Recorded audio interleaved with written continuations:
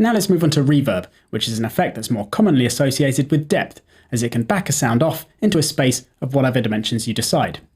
So it's not used so much simply to widen a sound, but to create a 3D space for it. In creating that space though, inevitably there'll generally be a certain amount of width to it, which is something you should definitely consider when mixing. For instance, I've got a sample in the project now which has some reverb on it.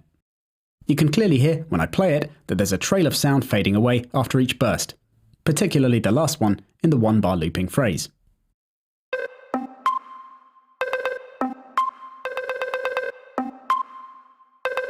So it's quite a big sound already due to the reverb and possibly other processing on there, which is often the case with samples like this, that are rarely dry and mono.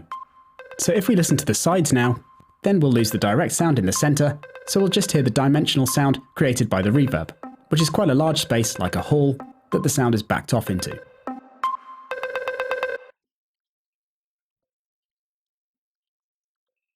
There is of course some reverb in the center too though, as you can hear if we make it mono now.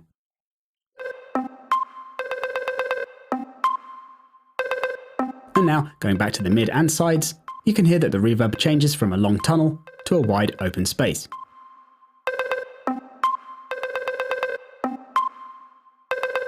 So if combining lots of sounds together, you should bear in mind that reverb adds some width as well as depth, but you can use utility to reduce the width if you want to rein it in a little.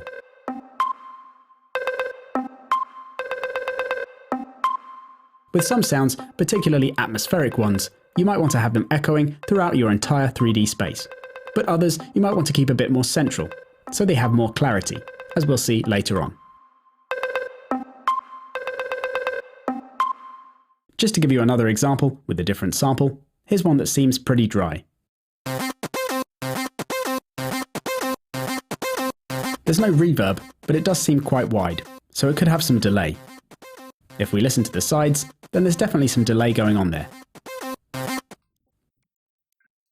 So once again, if we wanted to reduce the amount of width in the sample, so we could then have more control over it, then we could use the width control on utility to bring it into the center. And if we go totally mono, then we can add our own effects like the chorus rack we made in the last module. So if we listen to the sides of our mix now, you can hear that with the mono utility effect, we just have our modulating filtered chorus going on.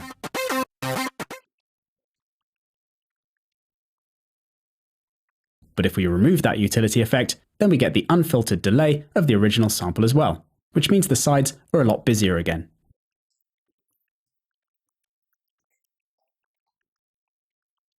So even with samples that seem relatively dry, it can be good to get some more control over the width like this, so you can set exactly what you want in the sides.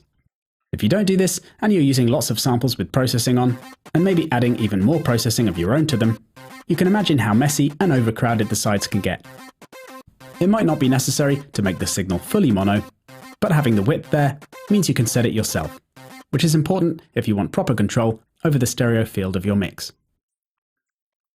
So if I add reverb to our mono synth now, then I can show you a couple of things to mention width-wise on here. First up, the pre-delay control is one to check out if you're thinking about width. Most people go straight for the decay time, just being concerned with the reverberant tail. But the pre-delay, which sets the time after which you hear the early reflections, is more to do with the width of the space, as the distance from the walls at either side is the thing that defines how long after the direct sound you hear those. For instance, with the default settings, there's almost no delay, and the reverb starts very soon after.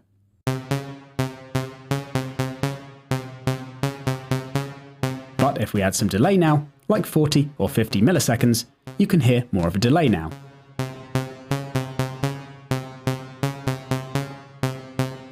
And this makes it sound wider, as you can hear if I A-B that.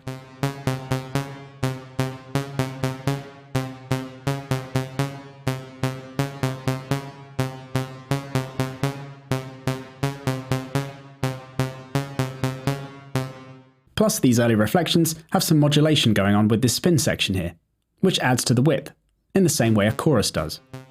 Once you've increased the pre-delay, you might also find it's a good idea to increase the modulation to improve the sound. As the default settings make it a bit resonant and colourful, so less smooth. You can hear it better if I make the effect 100% wet for a minute.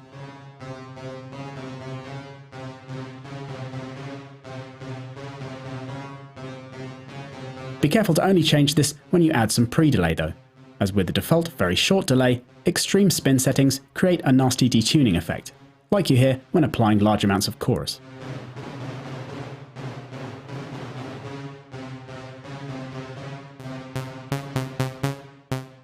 The handiest control on Live's Reverb though, when it comes to width, is the stereo dial.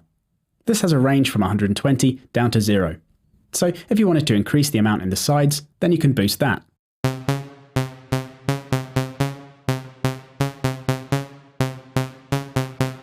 Or conversely, you can use it to bring the sound into the center, decreasing the amount in the sides, in the same way that you can use the utility effect.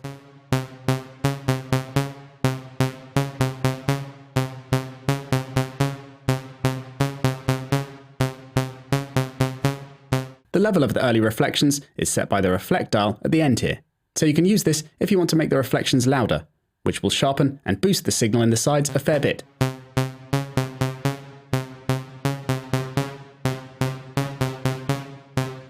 Also, the size dial in the middle is another one that has a big impact on the effect, as it brings the walls closer, and so makes the space a lot more reflective, so you get a more colourful and metallic sound.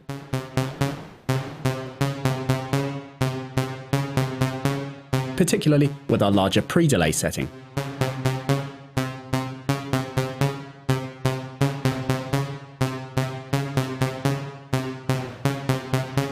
So with the effect like this, it's becoming much more like a delay, with the repeating reflections being like resonant delay lines, and the decay time acting more like a delay feedback now.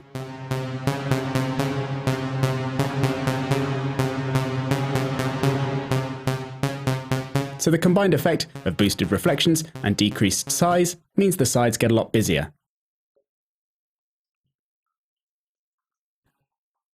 But the stereo dial can now be used to decrease the amount going on there if we want to create a bit more space.